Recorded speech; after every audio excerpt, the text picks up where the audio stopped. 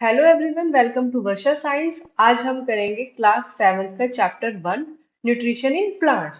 तो nutrition basically क्या होता है? आप लोगों ने अपनी लोअर क्लासेस में न्यूट्रिशन के बारे में बहुत सुना होगा, अपनी डेली लाइफ में भी सुना होगा कि हमें न्यूट्रिशन वाली चीजें ही खानी चाहिए।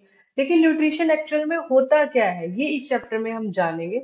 और न्यूट्रिशन के साथ साथ आपने 6th क्लास में न्यूट्रिएंट्स के बारे में भी पढ़ा होगा।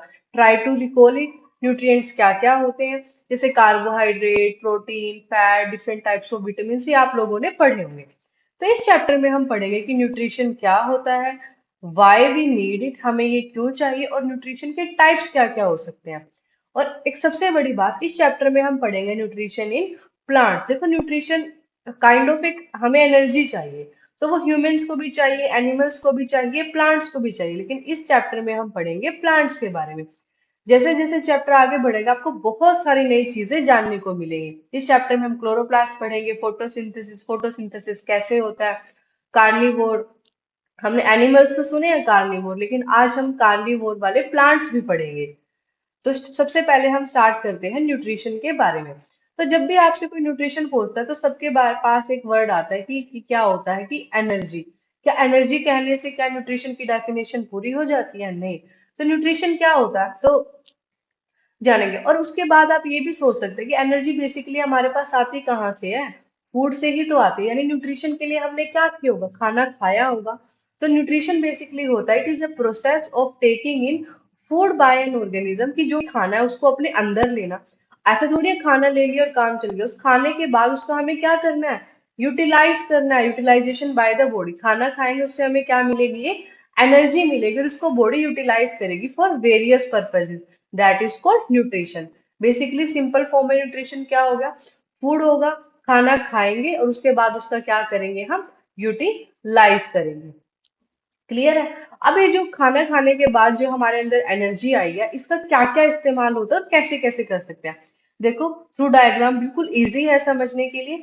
देखो, जैसे ये प्लांट बहुत छोटा था, या हम भी किसी टाइम पे बहुत छोटे थे, हमने खाना खाया, एनर्जी ले लेकर हम आज इतने बड़े हो गए। ऐसे एक प्लांट छोटा सा तो बड़ा हो जाता है, कैसे हुआ?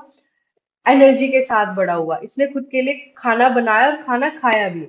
तो इसने कैसे इस्तेमाल किया अपने न्यूट्रिशन को, बड़ा होने के लिए, to grow bigger and stronger. उसके बाद कई बार ऐसे हो जाता है, कोई टहनी टूट जाती है या कहीं से कोई प्लांट के अंदर इंजरी हो जाती है। ऐसा थोड़ी है वो प्लांट हमेशा के लिए वैसे रहता है, वो इंजरी ठीक भी तो हो जाती है। यानी कि जो वो खाना खाने से वो एनर्जी आई है, उसका इस्तेमाल रिपेयर करने के लिए भी होता है, repair damage part of their body. उसके बाद to get the energy to carry out the daily life processes. Daily life processes कैसे? देखो, कोई भी जिंदा है, या हम भी जिंदा है या प्लांट्स भी जिंदा, जिंदा रहने के लिए बहुत सारे प्रोसेसेस वो करते रहते हैं। कौन कौन से प्रोसेसिंग? जैसे कि डाइजेशन हो गया, है ना, ब्रीदिंग हो गया, एक्सक्रीशन हो गया। बहुत सारे प्रोसेसेस हैं जो बॉडी साथ करती रहती है। इंसानों की बॉडी भी, प्लांट्स की बॉडी भी, एनिमल की बॉडी भी। तो इन सारे कामों को करने के लिए भी तो एनर्जी चाहिए। तो वो एनर्जी कहाँ से आती है? फूड से आती है। That food is nutrition. आप ये भी समझ सकते हैं, जैसे कोई गाड़ी है, कोई बाइक है, कोई बिना फ्यूल के वो भी नहीं चल सकती ना। ऐसे ही जो हमारी बॉडी है, बिना फ्यूल यानी बिना खाने के वो भी नहीं चल सकती। क्लियर है? यहाँ आपको समझ आ गया होगा। आगे चलते हैं। अब हम पढ़ते हैं न्यूट्रिशन के टाइप। न्यूट्रिशन ये तो समझ लिया कि हमें खाना खाना है। हमें क्या खाना है? खाना खाना है, फूड ईट करना है, यानी फूड को बॉडी के अंदर लेना है। किस किस तरीके से ले सकते हैं? खाना खुद ही बना के खुद ही खा सकते हैं, दूसरों को बनाया हुआ खाना खा सकते हैं। इसके बेसिस पर दो तरीके के न्यूट्रिशन होंगे। Two parts of survival. Survival क्यों लिखा है? क्योंकि न्यूट्रिशन होगा तभी तो जिंदा रहेंगे। तो दो तरीके के हो सकते हैं न्यूट्रिशन। पहला autotrophic nutrition and second is heterotrophic nutrition. As the word indicate, autotrophs. Auto का मतलब क्या होता है? सेल्फ। ये वर्ड आपने खुद सुना होगा, ऑटोट्रोपिक, ऑटोट्रोपिक। ऑटो का मतलब होता है सेल्फ, की खुद से ही कोई चीज करना। और ट्रोफिक का मीन क्या होता है? नरिशमेंट। नरिशमेंट मैंने इस नरिशमेंट से एनर्जी लेना, यानी कि खुद ब खुद अपना नरिशमेंट खुद करना, किसी पर भी डिपेंड नहीं रहना। वही हेट्रो का मतलब क्या होता है? अदर्स। या ट्रोप्स का मतलब नरिशमेंट, यानी अपने नरिशमेंट के लिए, अपने खाने पीने के लिए किस पर डिपेंड होना? दूसरों पर डिपेंड होना। तो सबको पता है, जो प्लांट्स होते हैं वो अपना खाना खुद बनाते हैं, एवरीबडी नोज। और उसके अलावा हम हैं, इंसान है, जानवर है, या कुछ एक सच कुछ टाइप के प्लांट्स भी ऐसे होते हैं जो अपना खाना खुद नहीं बनाते हैं। जो खाना खुद नहीं बनाते इसका मतलब क्या करेंगे कि जिन्होंने ऑलरेडी बनाया हुआ होगा वो उनका इस्तेमाल करेंगे, है ना। अब ये मत सोचना कि ह्यूमंस होता हम तो किचन में अपना खाना खुद बनाते हैं। नहीं, हम नहीं बनाते, फिर भी हम किसका खाना बनाते हैं? प्लांट्स का बनाया हुआ खाना बनाते हैं। प्लांट से ही हमें क्या मिलते हैं? फ्रूट्स मिलते हैं। प्लांट से ही हमें क्या मिलते हैं? वेजिटेबल मिलते हैं। इन्हीं को हम कुक करके खाते हैं। अल्टीमेटली ये भी कहाँ से आया? प्लांट से। तो यानी कि अल्टीमेटली जो हमारे लिए खाना बनाते हैं वो कौन है? प्लांट्स। ठीक है। तो ऑटोट्रॉपिक न्यूट्रिशन की एक सिंपल सी डेफिनेशन आप यहाँ से याद कर सकते हैं। ऑर्गेनिज्म, ऑर्गेनिजम्स तो समझते हैं ना, ऑर्गेनिज्म या प्लांट हो, एनिमल्स हो, ह्यूमंस हो, कोई भी हो। तो यहाँ पर बात हो रही है ऑर्गेनिजम्स में, प्लांट्स की, कि वो ऑर्गेनिजम्स जो अपना food make their food from simple और इनऑर्गेनिक सब्सटेंसेस, जो अपना खाना सिंपल इनऑर्गेनिक सब्सटेंसेस से बना लेते हैं, वो ऑटोट्रॉपिक ऑटोट्रोप्स होते हैं। अब सिंपल इनऑर्गेनिक सब्सटेंस क्या होता है? जब आप हायर क्लासेस में जाओगे तब आपको इनऑर्गेनिक और ऑर्गेनिक के बारे में जानने को मिलेगा। अभी के लिए आप ये समझ लीजिए, जैसे CO2 हो गया, वाटर हो गया, ये सब हमारे इनऑर्गेनिक सब्सटेंसेस है, ठीक है। तो ऑर्गेनिजम्स, जो ऑर्गेनिजम्स इस तरह से खाना लेते हैं, they are called autotrophs. Autotrophs, ठीक है। और organism that can not make their own food, जो खुद नहीं बना सकते, depend on other, and they are called heterotrophs. Heterotrophs, देखो ये हेटरोट्रोप्स और ऑटोट्रोप्स और heterotrophs are the kind of nutrition they take, that is called autotrophic nutrition, heterotrophic nutrition, both the definitions are different. Autotrophs तो organisms हो गए, और autotrophic nutrition वो process हो गया। क्लियर है? तो अब इसमें कौन आएंगे? ऑटोट्रोप्स में कौन आएंगे? ग्रीन प्लांट्स के आएंगे। प्रोड्यूसर, सबको पता प्रोड्यूसर का मतलब जो अपने लिए खाना खुद बनाते हैं। और इसमें कौन आएंगे? हेटरोट्रोपिक में एनिमल्स आएंगे। एनिमल्स भी अपना खाना खुद नहीं बनाते हैं। फंगी आएगी, है ना, कुछ बैक्टीरिया आ सकते हैं, और कुछ ऐसे प्लांट्स भी है जो अपना खाना खुद नहीं बनाते हैं। अब देखो यहाँ पे कीवर्ड्स में बड़ा बड़ा लिखा हुआ है कि ह्यूमंस एंड एनिमल्स डायरेक्टली और इनडायरेक्टली किस पर डिपेंड करते हैं? प्लांट्स पर। डायरेक्टली इनडायरेक्टली क्यों लिखा हुआ है? अब देखो ह्यूमंस डायरेक्ट प्लांट को भी खा सकते हैं, या ह्यूमंस कुछ नॉन वेज भी होते हैं। देखो जिन चीजों को वो खाते हैं, जिस नॉन वेज भी फूड को वो खाते हैं, वो उसने किसको खाया होगा? अल्टीमेटली प्लांट्स को। ऐसे एनिमल्स में आप शेर का एग्जाम्पल ले सकते हैं।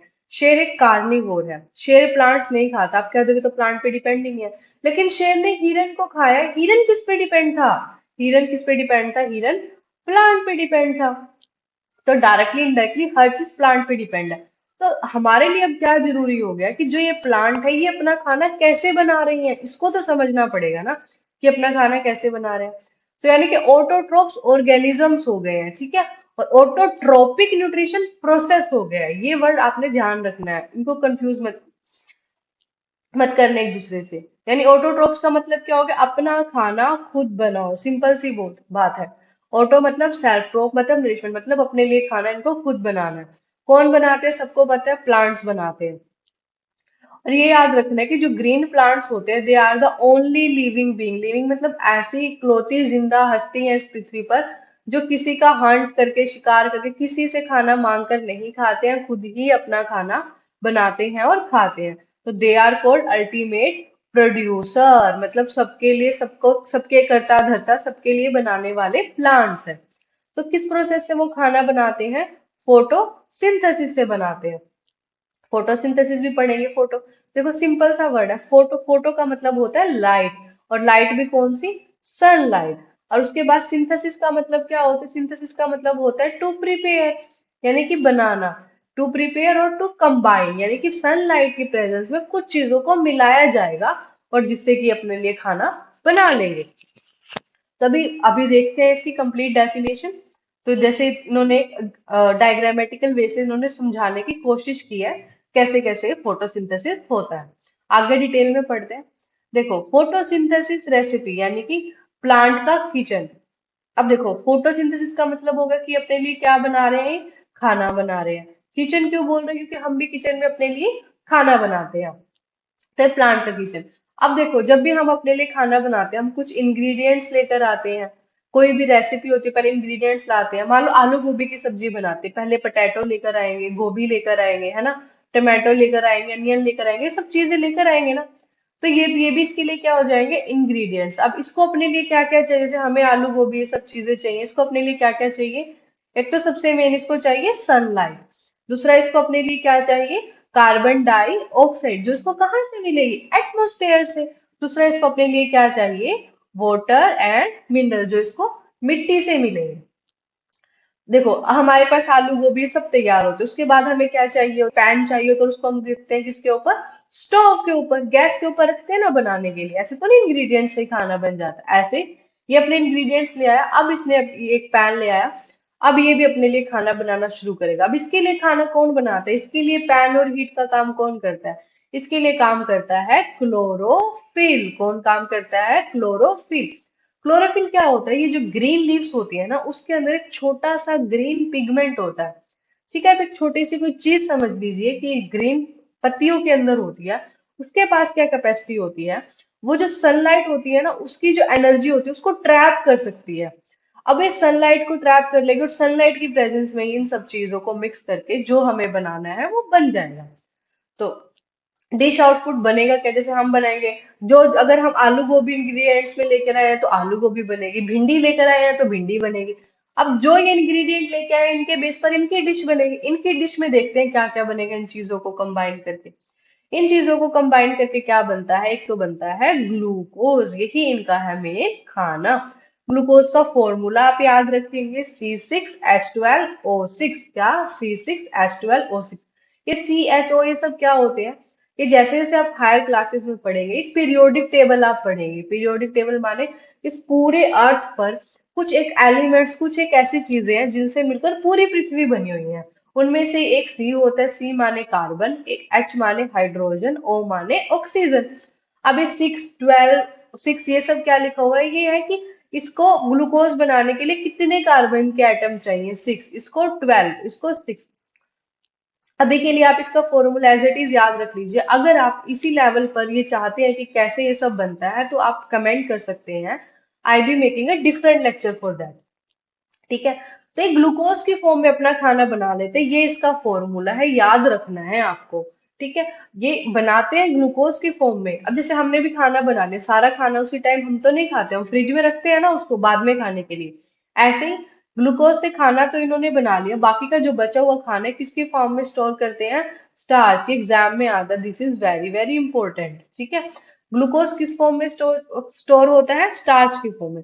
दूसरा क्या बनाते हैं, ऑक्सीजन। ये वही ऑक्सीजन हम पढ़ते हैं ना कि पौधे हमें, प्लांट्स हमें ऑक्सीजन देते हैं, इसलिए प्लांट्स लगाने चाहिए।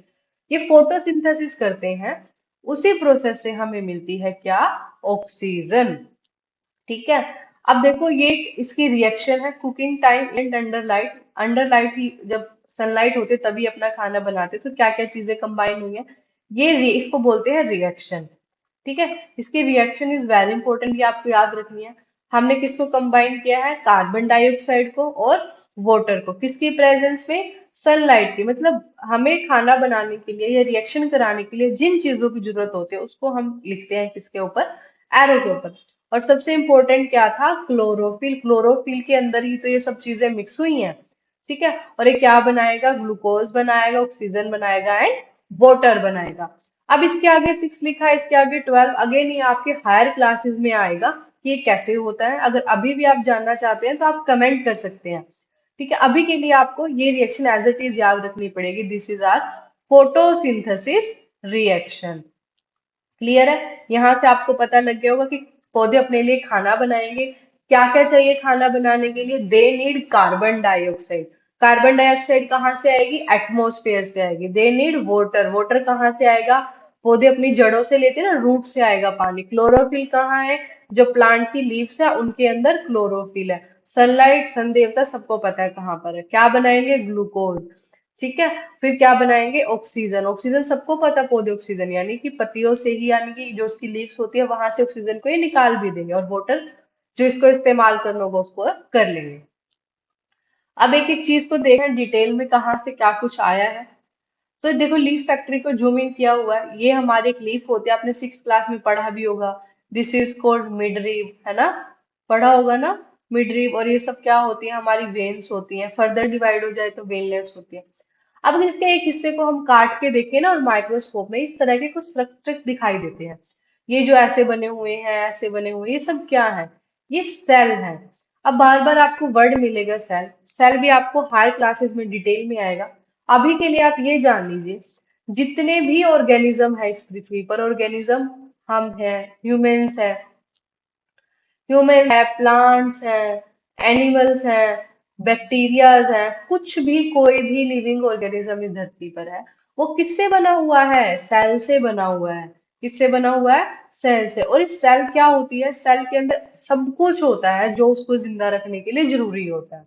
क्या क्या चीजें होती है वो हायर क्लासेस में पढ़ेंगे। और सेल डिफरेंट डिफरेंट टाइप्स की हो सकती है। अब इस पत्ती के अंदर डिफरेंट डिफरेंट की टाइप की सेल्स है, इसीलिए आपको ये अलग अलग शेप में भी दिख रही होंगी। ठीक है। तो जो बीच वाला हिस्सा है इनको बोलते हैं मीजोफिल सेल्स। इन मीजोफिल सेल्स के पास ही जो ग्रीन ग्रीन दिख रहे हैं ना, यही पिगमेंट होते हैं। ठीक है। यही पिगमेंट क्या होते हैं? क्लोरोप्लास्ट। अब सेल के अंदर क्या होते हैं? Chloroplast. This is a big machinery. ठीक है। क्लोरोप्लास्ट एक बिग मशीनरी। इस क्लोरोप्लास्ट के अंदर ही क्या होता है हमारा? क्लोरोफिल, जो हम कहते हैं कि ग्रीन लीव्स के अंदर क्लोरोफिल होता है। ठीक है। क्या याद रखेंगे? क्लोरोप्लास्ट एक बिग मशीनरी है। इस मशीनरी के अंदर होता है क्या? क्लोरोफिल। ऐसे याद रख सकते हैं कि क्लोरोप्लास्ट एक पूरा किचन है। खाना अल्टीमेटली कहाँ बनता है? गैस के ऊपर बनता है ना, गैस के ऊपर वो रखा होता है, कोई भी फ्राई पैन रखा होता है उसमें बना होता है, that is chlorophyll. This is required for photosynthesis. ठीक है। ये actual kitchen inside the cell. इनके पास क्या होते हैं? ग्रेना और स्टोमा। मतलब जब हम इसको खोल के देखेंगे ना, इसका स्ट्रक्चर वहां पे होते हैं, हायर क्लासेस में पढ़ेंगे ये भी। उसके बाद आता है हमारा क्या? क्लोरोफिल। क्लोरोफिल ही ऐसा ग्रीन पिगमेंट होता है जो किसको ट्रैप कर सकता है? सोलर एनर्जी को। अब जब सोलर लाइट ले लेते हैं, ये क्या करता है? देखो, लीव्स के पास क्या गया हुआ होता है? ये पानी गया हुआ होता है इसको। जैसे इस पर सनलाइट मिलती है, इतनी एनर्जी से पड़ता है कि इसको तोड़ देता है। किस किस में तोड़ देता है ये इसको? हाइड्रोजन और ऑक्सीजन के अंदर तोड़ देता है। हाइड्रोजन और ऑक्सीजन के अंदर इसको तोड़ देता है। यहीं से आती है हमारे लिए ऑक्सीजन। और फिर क्या आती है लीव्स के अंदर? कार्बन डाइऑक्साइड भी आ जाती है। कार्बन डाइऑक्साइड और ये हाइड्रोजन, ये सब मिलके फिर क्या बना देते हैं? ग्लूकोज। क्या बना देते हैं? ग्लूकोज। ठीक है। उसके बाद ये स्टोमेटा, ओपनिंग, गार्ड सेल, ये सब क्या है? अब देखो, क्लोरोप्लास्ट में पता चल गया कि ये लीव के अंदर ही था, है ना। उसके बाद अब हम क्या पढ़ेंगे? क्लोरोप्लास्ट पता लग गया, क्लोरोफिल पता लग गया। CO2 भी तो चाहिए था ना प्लांट को। ये CO2 कहाँ से आएगा लीव के अंदर? लीव के अंदर क्या चीज थी जहां से CO2 एंटर होगी? They are called stomata. ये आपको स्टोमेटा दिख जाएंगे क्या? These are called stomata. Stomata क्या होते हैं? जैसे देखो, हम सांस लेते हैं, नाक से लेते हैं या मुंह से ले सकते हैं। हमारे अंदर गैसेस जाती हैं और बाहर भी निकल आती है। तो प्लांट्स के अंदर तो नोज नहीं है, तो प्लांट की नोज कौन है? स्टोमेटा। इसी के थ्रू ही अपने अंदर क्या लेंगे? ये कार्बन डाइऑक्साइड। क्या लेंगे? कार्बन। ये ऐसा स्ट्रक्चर है, हम कोई आप देखोगे दिखाई तो नहीं देता। ये बहुत छोटा स्ट्रक्चर होता है, जब माइक्रोस्कोप में देखते हैं तब ये दिखाई देता है। ठीक है। तो आप इसकी डेफिनेशन पूछी जा सकती है, स्टोमेटा क्या होती है। तो बोल सकते हैं कि टीनी पोर्स, यानी बहुत छोटे छोटे से पोर्स होते हैं जो लीव के सरफेस पर होते हैं। किस लिए होते हैं? For the exchange of gases. Exchange of gases अब कैसे आप पता लगे? क्योंकि कार्बन डाइऑक्साइड प्लांट को चाहिए होती है, और ये बदले में कौन सी देता है? ऑक्सीजन। देखो, तो कार्बन डाइऑक्साइड इसके अंदर एंटर होगी। ठीक है। और ऑक्सीजन कहाँ से आएगी? फोटोसिंथेसिस का जब प्रोसेस पूरा हो जाएगा तब वो बाहर निकालेगा उसको, तब ये बाहर निकल आएगी। तो देखो, और कहेंगे कि ये जो बाहर ये दिख रही है, ये बीच वाला पोर हो गया ना, ये साइड वाली सेल्स क्या होती हैं? These are called guard cells. क्या बोलते हैं इनको?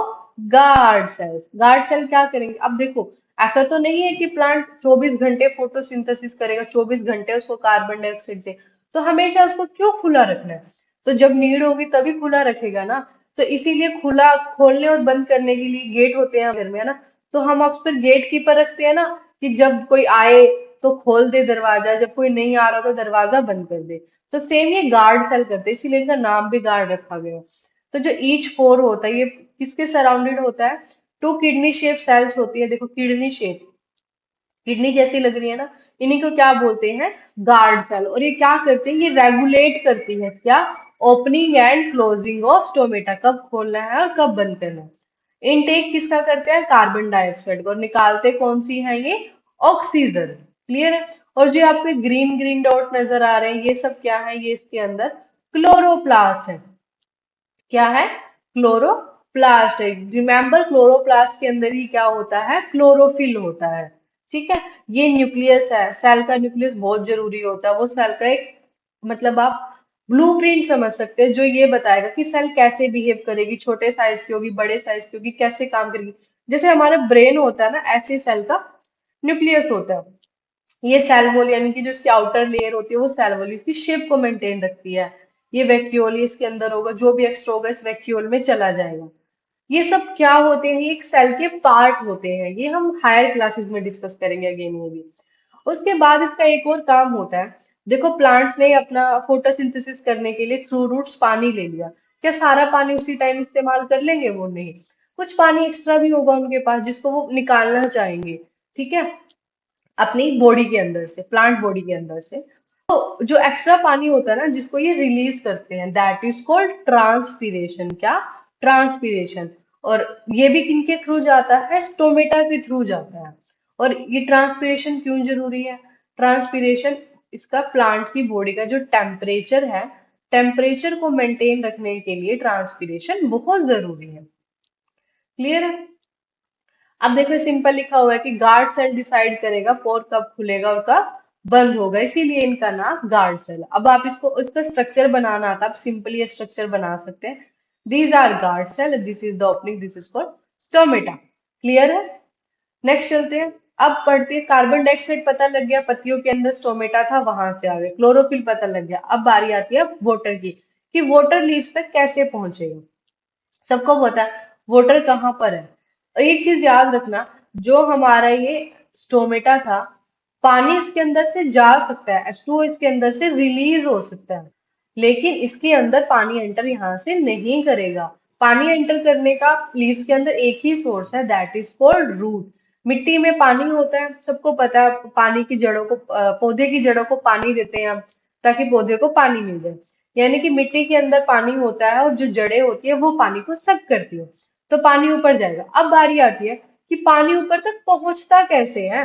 मान लो हमारे घर में ऊपर रखी हुई है टंकी, पानी कहाँ है, जमीन के नीचे है, हमें पानी को ऊपर पहुंचाना है, तो हम किसका इस्तेमाल करते हैं, पंप का इस्तेमाल करते हैं, है ना, मोटर का इस्तेमाल करते हैं। और कोई पाइप होती है ना जिसके जरिए पानी ऊपर जाता है। तो जो हमारा ये जाइलम होता है, अभी देखो जाइलम के बारे में पढ़ते हैं। तो यानी पाइप स्ट्रक्चर होता है जिसके थ्रू वो जाता है। पंप क्या होता है, यानी कि उसको खींचने का काम करता है। तो सक्शन पंप तो पत्तियों में ऊपर की तरफ से आता है, ऊपर की तरफ से लगता है। जब पानी ट्रांसपीरेशन हो रहा होता है, पानी इसके अंदर से उड़ रहा होता है, तो नीचे से एक सक्शन पंप लगता है जो पानी को ऊपर की ओर खींचेगा। तो अभी बताया था ना, जैसे ही पानी ऊपर की तरफ खींचेगा तो ये क्या करेगा, एक पुल क्रिएट करेगा। पुल यानी नीचे से पानी को और पानी को खींचेगा, इसीलिए भी ट्रांसपीरेशन जरूरी है।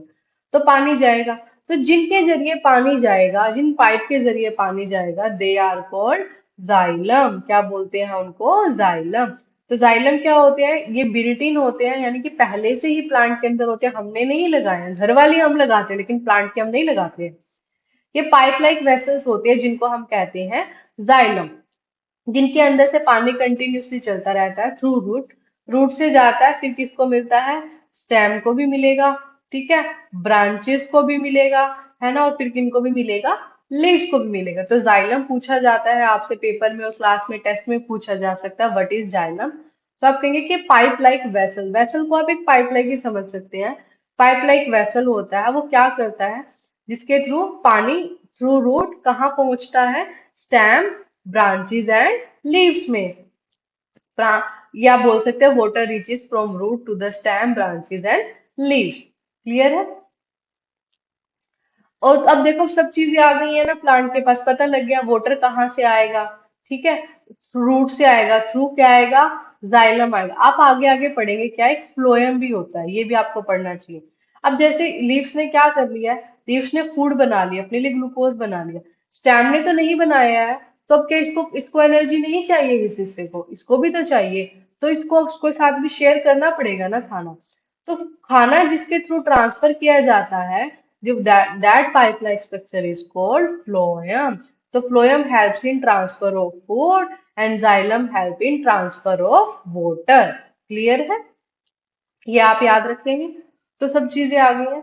और ये बोला जाता है किचन, किचन किसको बोला जाता है? किचन या फिर फैक्ट्री बोल सकते हैं। किनको बोला जाता है? लीव्स को बोला जाता है। प्लांट्स की फैक्ट्री या प्लांट्स का किचन, आपको याद रखना है किसको बोलते हैं? लीव्स को बोलते हैं। ठीक है, याद रहेगा ये। देखो ये जाइलम लाइक स्ट्रक्चर ये दिखाया हुआ है, ऐसे पाइप लाइक स्ट्रक्चर होता है जिसके अंदर से पानी ड्रॉप वाइज जाता है। ठीक है, ये इंटरकनेक्टेड वेसल्स होते हैं। देखो इंटरकनेक्टेड, दूसरे से कनेक्टेड है, रनिंग थ्रू रूट्स, यानी रूट से जा रही होती है कहाँ? स्टेम्स में और लीव्स में। और वर्क क्या है इनका? आप अलग से फंक्शन के डेफिनेशन बना के भी लिख सकते हैं। Transfer of water and minerals from soil to the factory. Which factory? Leaf. ठीक है, ये क्लोरोप्लास्ट का स्ट्रक्चर है। क्लोरोप्लास्ट जो लीफ में पड़ा था, इसी के अंदर क्या है? यहाँ क्लोरोफिल है। ठीक है, तो ये टीनी सेल्यूलर स्ट्रक्चर होते हैं जिनके कंटेनिंग क्या होते हैं? ये क्लोरोफिल होते हैं। इनका फंक्शन क्या था? अभी पढ़ा था हमने कि सोलर लाइट को क्या करना है? ट्रैप करना है। उसी के बाद वो सब चीजों को मिक्स करेगा और क्या बना देगा? ग्लूकोज। और तो जिन चीजों को मिक्स करेगा वो इनऑर्गेनिक थे, है ना, और that convert into the chemical energy. Chemical energy किसको बोल रहे हैं? ये ग्लूकोज को। ठीक है, तो इनऑर्गेनिक मॉलिक्यूल को किस में कन्वर्ट कर दिया? Chemical energy. केमिकल एनर्जी यानी कि ग्लूकोज, फूड में कन्वर्ट कर दिया। अब बारी आती है कि हमने कहा कि फोटोसिंथेसिस के लिए ये सब चीजें चाहिए होती है। लाइट चाहिए होती है, कार्बन डाइऑक्साइड चाहिए होती है, H2O यानी कि पानी। जब जब बार बार H2O लिखे तो आपको ये याद रखना है H2O होता है हमारा वाटर। अब क्या प्रूफ है कि, एक तो ये पढ़ेंगे कि क्या प्रूफ है कि फोटोसिंथेसिस के लिए तीनों चीजें चाहिए होती है। ठीक है, और एक क्या प्रूफ है कि प्लांट ने फोटोसिंथेसिस कर लिया है, किया है या नहीं किया, कैसे पता लगेगा? This is the famous test that is called star test. ये पहले तो यही पता करेंगे कि प्लांट ने फोटोसिंथेसिस किया है या नहीं किया, फिर पता लगाएंगे कि ये सब चीजें वाकई जरूरी है थ्रू एक्सपेरिमेंट या नहीं। तो सबसे पहले क्या करना है? हमें कोई प्लांट की ग्रीन लीव लेनी है। ऐसी लीव लेनी है जो धूप पे हो काफी देर तक या कुछ दिनों से लगातार धूप में हो। एक बीकर लेना है, ये बीकर लैब में आपने देखे होंगे। आपने क्या करना है? ये होता है हमारा बर्नर, ये लैब में होते हैं। पत्ती को गर्म पानी के अंदर डाल देना है। उसके बाद क्या करना है? उसके बाद this is called test tube. क्या बोलते हैं इसको?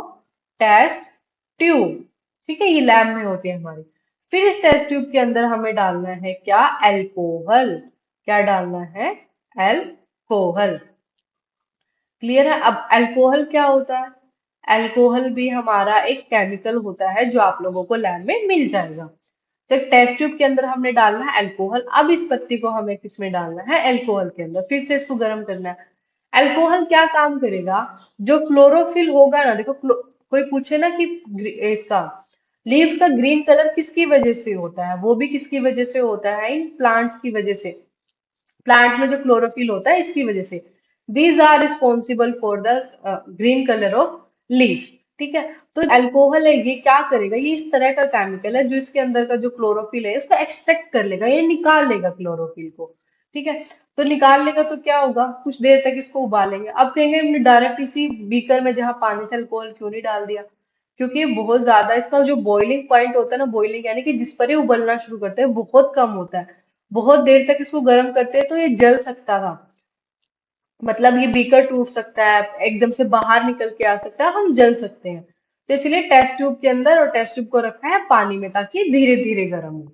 ठीक है, अब क्या होगा कि निकाल लिया। अब जो सारा ग्रीन कलर होगा ना लीव्स का, वो कहाँ रह जाएगा? टेस्ट ट्यूब में। आपको दिख तो हमें ऐसा दिखेगी, जो टेस्ट ट्यूब होगी, टेस्ट ट्यूब के अंदर जो दिखेगा हमें क्या दिखेगा? ग्रीन कलर दिखेगा। किसकी वजह से? क्लोरोफिल की, क्योंकि सारा क्लोरोफिल कहाँ रह गया है? टेस्ट ट्यूब में। अब जब इसका ग्रीन कलर निकल गया तो ये किस कलर की रह जाएगी? अब व्हाइट कलर की रह जाएगी। अब इसके अंदर ये जो डाल रहे हैं ना, अब इसके अंदर हम डालेंगे क्या? एक आयोडीन सॉल्यूशन। ये भी एक केमिकल है, लैब में होता है। आयोडीन हम इसके अंदर डालेंगे। जैसे ही आयोडीन डालना, अगर ये हो गया किस कलर का? ब्लू या ब्लैक कलर का, तो इसका मतलब इसने क्या बना लिया है? स्टार्च। स्टार्च बनाया तो इसका मतलब क्या? इसने फोटोसिंथेसिस किया है। अगर ये ब्लू कलर नहीं देता है, दैट मीन्स इसने फोटोसिंथेसिस नहीं दिया।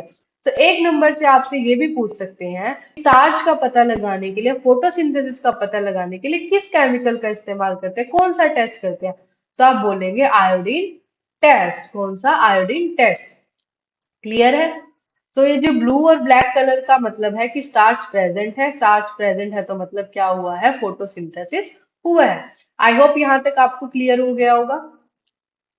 अब आगे देखते हैं कि क्या क्या चीजें नेसेसरी हैं इसके लिए। अभी बोला ना कि फोटोसिंथेसिस के लिए सनलाइट चाहिए थी, कार्बन डाइऑक्साइड चाहिए थी, पानी चाहिए, सब कुछ चाहिए था। कि नेसेसरी है या नहीं है? तो सबसे पहले हम क्या लेंगे?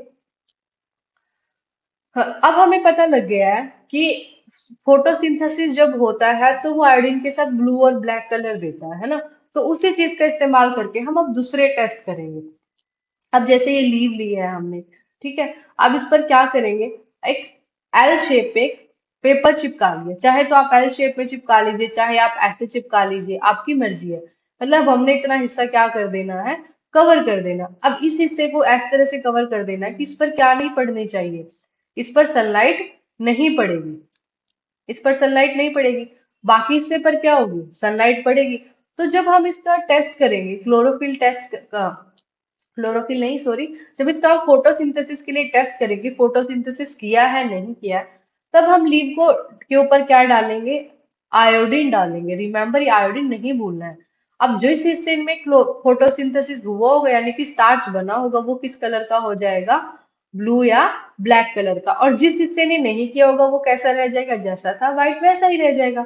तो देखो, इस हिस्से को हमने कवर किया था ना, ब्लैक पेपर से कवर किया था। इसको सनलाइट नहीं मिली है, सनलाइट नहीं मिले तो इसका फोटोसिंथेसिस कैसे करेगा? तो देखो, ये ही हिस्सा ब्लू ब्लैक नहीं हुआ है। इसका मतलब इस हिस्से ने फोटोसिंथेसिस नहीं किया है। इसका मतलब सनलाइट अगर यहाँ पड़ती तो ही फोटोसिंथेसिस होता है। इससे ये प्रूफ होता है कि नो सनलाइट नो फोटोसिंथेसिस, यानी कि बहुत जरूरी है क्या? सनलाइट फोटोसिंथेसिस के लिए। फिर हमने एक और लिया, इसको बोलते हैं हम फ्लावर। ये हमारी लैब के अंदर होते हैं। आप अपने टीचर को बोलिएगा, आपको दिखाएंगे। एक और हमने प्लांट लिया है, इसका आधा हिस्सा हमने कहाँ रखा है? अंदर की तरफ। और आधा हिस्सा हमने कहाँ रखा है? बाहर की तरफ। तो जहां हमने अंदर की तरफ की लीव का आधा हिस्सा रखा है, तो इसके अंदर हमने क्या डाल दिया है? Potassium hydroxide, KOH। अगेन ये भी एक केमिकल है। ये एक ऐसा केमिकल है जो कार्बन डाइऑक्साइड को एब्जॉर्ब कर लेगा। यानी जो बाहर एटमॉस्फेयर की कार्बन डाइऑक्साइड है, इन पत्तियों को तो मिलेगी, लेकिन अंदर वाली को नहीं मिलेगी। क्योंकि जितनी कार्बन डाइऑक्साइड इसके अंदर थी वो सब कौन एब्जॉर्ब कर लेगा? Potassium hydroxide. अगेन धूप में रखते हैं, वेट करते हैं, फिर अगेन इनका कौन से वाला टेस्ट करते हैं हम? आयोडीन टेस्ट करते हैं। ठीक है। ये ऊपर वाली लीव होंगी, वो तो अगेन ब्लू ब्लैक कलर दे देंगी, लेकिन जो ये वाली लीव होगी वो ब्लू ब्लैक कलर नहीं देगी। तो ये लिखा भी हुआ है कि जो लीफ पार्ट है inside the flask fail the star test. यानी स्टार टेस्ट कौन सा? Iodine test. ये नहीं देगा। क्यों? सारी कार्बन डाइऑक्साइड इसने अब्जॉर्ब कर ली। फोटोसिंथेसिस के लिए कार्बन डाइऑक्साइड की भी तो नीड थी। इसका मतलब ये पता चलता है, चाहे सारी चीजें हो वहां पे, अगर कार्बन डाइऑक्साइड नहीं होगी तो भी फोटोसिंथेसिस नहीं होगा। इस एक्सपेरिमेंट से पता चलता है कि सनलाइट कितनी जरूरी है फोटोसिंथेसिस के लिए। इससे पता चलता है कार्बन डाइऑक्साइड। एक नंबर में पूछा जा सकता है, ऐसा कौन सा केमिकल होता है जो कार्बन डाइऑक्साइड को एब्जॉर्ब कर सकता है? That is called potassium hydroxide. एक और एक्सपेरिमेंट हम देख सकते हैं कि क्लोरोफिल क्या नेसेसरी होता है। कई बार हम देखते हैं कि लीव्स होती हैं, लीव्स होती हैं, कुछ पार्ट उनका ग्रीन होता है, कुछ वाइटिश हो जाता है। इसका मतलब जो हिस्सा ग्रीन है उसमें तो ग्रीन पिगमेंट यानी कि उसके अंदर तो क्लोरोफिल है, और जो बाकी का हिस्सा है उसके अंदर क्लोरोफिल नहीं होगा। अगेन इसको धूप के अंदर रखते हैं, वही सब प्रोसेसेस फॉलो करते हैं। फिर इसका क्या करेंगे? वही स्टार्ट टेस्ट करेंगे। वो टेस्ट ट्यूब में रखेंगे, अल्कोहल में रखेंगे। इसके ऊपर फिर क्या डालेंगे हम? आयोडीन डालेंगे। तो जो हिस्सा ग्रीन था वही ब्लू ब्लैक साइन देगा। इसका मतलब क्लोरोफिल जरूरी है। और जो हिस्सा व्हाइट था इसके पास क्या नहीं था? क्लोरोफिल नहीं था। क्लोरोफिल नहीं था तो कौन सा टेस्ट नहीं देगा? आयोडीन टेस्ट नहीं देगा। तो इससे ये पता चलता है कि क्लोरोफिल भी बहुत ज्यादा जरूरी है। तो नो क्लोरोफिल नो फोटोसिंथेसिस। अब ये है मेजरिंग द रेट, कि फोटोसिंथेसिस कितनी जल्दी जल्दी से हो रहा है। सबको पता है, अभी पीछे हमने रिएक्शन पढ़ी थी, फोटोसिंथेसिस में कौन सी गैस निकलती है, ऑक्सीजन गैस निकलती है, इसी से पता लगाएंगे। ये हमने लिया, एक बीकर लिया, ठीक है। ये इस फनल को हमने उल्टा करके रख दिया। ये प्लांट रखा हमने हाइड्रीला प्लांट, ये ऐसा प्लांट होता है जो पानी में ही रहता है, ठीक है। इसको सनलाइट मिल रही है, इसको ऑक्सीजन, वो कार्बन डाइऑक्साइड मिल रहा है, वाटर तो यहाँ, तो अपने लिए फोटोसिंथेसिस करेगा। फोटोसिंथेसिस करेगा तो क्या होगा, फोटोसिंथेसिस करेगा तो ऑक्सीजन गैस बनेगी, और पानी के अंदर जब ऑक्सीजन आती है तो वो बबल्स दिखाई देते हैं, ठीक है। तो पहले इसको हम कम सनलाइट में रख सकते हैं, तब बबल नोट कर सकते हैं कितने बन रहे हैं। फिर हम इसको तेज सनलाइट में रख सकते हैं, तब बबल नोट कर सकते हैं। तो हम देखेंगे कि जितनी ज्यादा सनलाइट होगी उतने ज्यादा बबल होंगे, यानी कि फोटोसिंथेसिस उतना ही ज्यादा होगा। यानी कि सनलाइट का होना जरूरी है, लेकिन जितनी ज्यादा होगी उतना ही ज्यादा फोटोसिंथेसिस होगा। क्लियर है? यानी फोटोसिंथेसिस के लिए हमारे पास, पहले तो हमने पढ़ी थी इसकी रेसिपी, फिर ये याद रखना आपको उसको स्टार टेस्ट कैसे किया था, फिर हमें याद रखना है फोटोसिंथेसिस के लिए क्यों कहते हैं कि हम सनलाइट जरूरी है, क्यों कहते हैं हम कार्बन डाइऑक्साइड जरूरी है, क्यों कहते हैं क्लोरोफिल जरूरी है, ठीक है। नेक्स्ट क्लास में हम पढ़ेंगे हेट्रोट्रोपिक न्यूट्रिशन, था ना, तो फिर हेट्रोट्रोपिक प्लांट्स भी होंगे, इसके बारे में, ठीक है।